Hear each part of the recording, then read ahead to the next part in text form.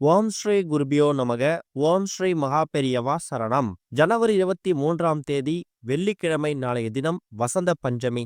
ஒரு ஸ்பூன் கடுகு, ஒரே ஒரு சில்லறை நாணயம் வைத்து இதை மறக்காம செஞ்சாலே போதும். வீடு தேடி பணம் வரும், வேண்டாம் என்றாலும் செல்வம் சேரும். அது என்ன வழிபாட்டு முறைன்னு பார்க்கறதுக்கு முன்னாடி நம்மளோட வீடியோஸை இப்பதான் நீங்க ஃபர்ஸ்ட் டைம் பார்க்குறீங்கன்னா மறக்காம சப்ஸ்கிரைப் பண்ணிக்கோங்க. தொடர்ந்து இது மாதிரி அப்டேட் தெரிஞ்சுக்கிறதுக்கு பக்கத்துல நோட்டிஃபிகேஷன் பெல்லை கிளிக் பண்ணி ஆல் அப்படிங்கிறத செலக்ட் பண்ணிக்கோங்க. இப்ப கடுகு, சில்லறை நாணயம் வைத்து என்ன வழிபாடு செய்ய போறோம் அப்படிங்கிற பத்தி தெளிவா தெரிஞ்சுக்கலாம். ஒரு மாதமும் நமக்கு 2 விதமான பஞ்சமி வரும். ஒன்னு தேய்பிறை பஞ்சமி, இன்னொன்னு வளர்பிறை பஞ்சமி. பஞ்சமி அப்படின்னு சொன்னாலே அது வாராகி அம்மன் வழிபாட்டுக்கு ரொம்ப ரொம்ப உகந்த ஒரு நாள். இந்த நாள்ல நம்ம வாராகி அம்மனை வழிபடும் போது நிலம் சம்பந்தப்பட்ட பிரச்சனை எதுவா இருந்தாலும் அது முடிவுக்கு வரும். காரணம், வாராகி அம்மன் நிலத்துக்கு உரிய தேவதை. ஆனா எல்லா மாதமும் பஞ்சமி வாராகி அம்மனுக்கு உரியதா இருந்தாலும் தை மாதத்துல வரக்கூடிய வளர்பிறை பஞ்சமி திதி வசந்த பஞ்சமியா கணக்குல எடுத்துக்கணும். அதாவது சரஸ்வதி தாயாருக்கு ரொம்ப உகந்த ஒரு நாள். இந்த ஒரு நாள்ல நாம சரஸ்வதி தாயாரையும் வாராகி அம்மனையும் சேர்த்து வழிபாடு செய்யும் போது நமக்கும் நம்முடைய குழந்தைகளுக்கும் கல்வி, அறிவு, ஞானம் இது எல்லாமே அதிகமாகி வாழ்க்கையில பெரிய இடத்துக்கு முன்னேறி செல்வதற்கான வழிவகைய இவங்க 2 பேரும் ஏற்படுத்தி கொடுப்பாங்க. தை மாதத்துல வரக்கூடிய வளர்பிறை பஞ்சமி திதி, அதாவது இப்ப நம்ம தை அமாவாசைக்கு பிறகு தை பௌர்ணமிக்கான வளர்பிறை நாட்கள் நோக்கி போயிட்டு இருக்கோம். இதுல வரக்கூடிய இந்த 5வது திதியாக வரக்கூடிய பஞ்சமி இருக்கு இல்லையா, இதத்தான் வருஷா வருஷம் வசந்த பஞ்சமியா கணக்குல எடுத்துக்கணும். வசந்த காலம் வந்துட்டாலே காய்ந்து வறண்டு துவண்டு போயிருக்கக்கூடிய எல்லா விஷயங்களும் பசுமையாக மாறும். செடி கொடிகள் ஆரம்பித்து நம்ம வாழ்க்கை வரைக்கும் வசந்த காலம் வீசுவதற்கான நேரம் இந்த வசந்த பஞ்சமியில் ஆரம்பிக்குதாம். அதனாலதான் இந்த வசந்த பஞ்சமியை நம்ம தவற விடக்கூடாது. அப்பேற்பட்ட அந்த பஞ்சமி திதி வெள்ளிக்கிழமை அதிகாலை 2 மணி 9 நிமிஷத்துக்கு ஆரம்பித்து மறுநாள் சனிக்கிழமை அதிகாலை 12 மணி 51 நிமிஷம் வரைக்கும் இருக்கு. எப்படி பார்த்தாலும் வெள்ளிக்கிழமை நமக்கு பகல் முழுக்க பஞ்சமி திதி தான். வாராகியம்மன் வழிபாடு செய்யக்கூடியவங்க மாலை நேரத்துல பஞ்சமி திதிக்கான வாராகியம்மன் வழிபாட்டை பயன்படுத்திக்கோங்க. பகல் நேரத்துல சரஸ்வதி தாயாருக்கான வழிபாடு நீங்க செய்யலாம். ரொம்ப பெருசா செய்ய முடியலையா, வீட்டை மட்டும் சுத்தப்படுத்திக்கோங்க. வீட்டோட பூஜை அறையில கண்டிப்பா எல்லார் வீடுகள்லயும் சரஸ்வதி தாயார் போட்டோ இருக்கும். அந்த போட்டோவுக்கு சந்தன குங்குமம் பொட்டு வைத்து தயார் செஞ்சு வச்சுக்கணும். அவல் பொரிகடலை வச்சு படைச்சாலே போதும்.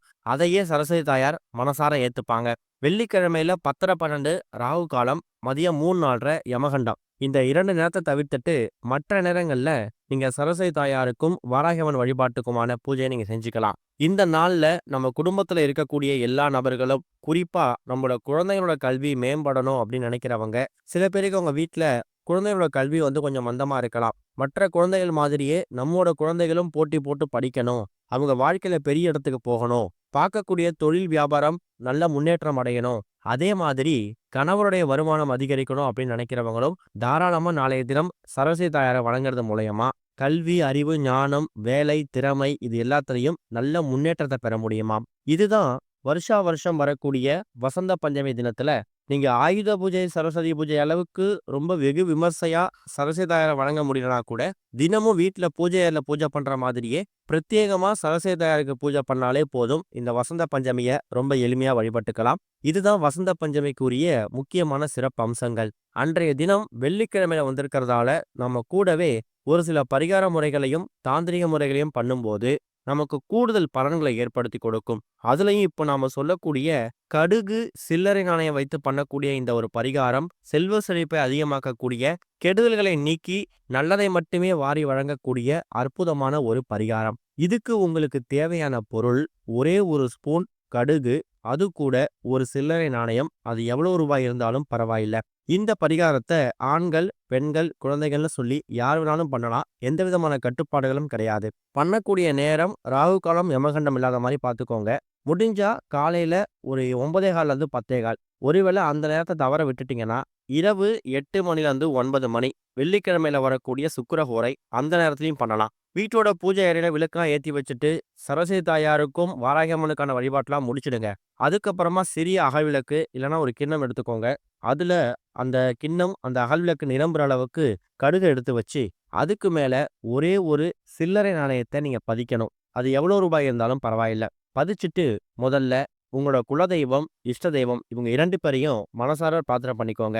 உங்க வீட்ல இருக்கக்கூடிய எல்லா விதமான பிரச்சனைகளும் வேரோடு தீரணும். இனிமே வசந்த காலம் வீசணும்னு சொல்லி மனசார பிரார்த்தனை பண்ணணும். இந்த இடத்துல நாம ஏன் கடுக பயன்படுத்துறோம் அப்படிங்கிற கேள்வி நெறைய பேருக்கு வரும். வசந்த காலத்துல தான் கடுகு விதையிலிருந்து செடியா துளிர் விட்டு பூக்க ஆரம்பிக்குமாம். அது எப்படி விதையிலிருந்து கடுகா பூத்து ரொம்ப செழுமையா வளருதோ, அதே மாதிரி நம்ம வாழ்க்கையிலயும் வசந்த காலத்துல இருந்து சந்தோஷமும், செல்வ செழிப்பும் பூத்து குலுங்கணும் அப்படிங்கிறதுக்காக பயன்படுத்துறது தான் இந்த ஒரு கடுகு பரிகாரம். அதே மாதிரி கடுகு அப்படிங்கிறது நேர்மறை எண்ணங்களை ஈர்த்து, எதிர்மறை எண்ணங்களை விரட்டி அடிக்கக்கூடிய அற்புதமான ஒரு தாந்திரிக பொருள். அது கூட ஒரு சில்லறை நாணயத்த பதிக்கும்போது, அது வீட்டுக்குள்ள மகாலட்சுமி கடாட்சத்தை அதிகப்படுத்தி கொடுக்கும். அது வெள்ளிக்கிழமை லட்சுமி குபேரருக்கும், மகாலட்சுமி தாயாருக்கும் உகந்த ஒரு நாள். இப்ப இந்த 2 பொருட்களையும் பூஜை அறையில வச்சுட்டு மனசார பிரார்த்தனை பண்ணிக்கோங்க.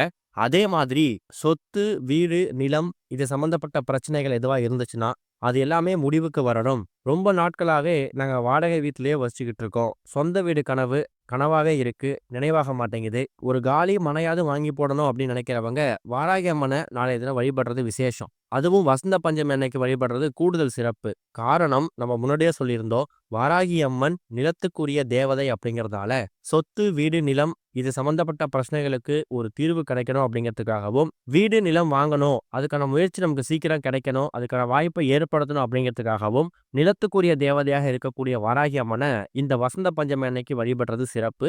பகல் நேரத்துல நீங்க சரஸ்வதி தாயாரை வணங்குறதால கல்வி, அறிவு, ஞானம், திறமை இது எல்லாமே உங்களுக்கு தானா கிடைச்சிடும். இதுதான் வசந்த பஞ்சமிய ரொம்ப எளிமையா வழிபடுறதுக்கான வழிபாட்டு முறை.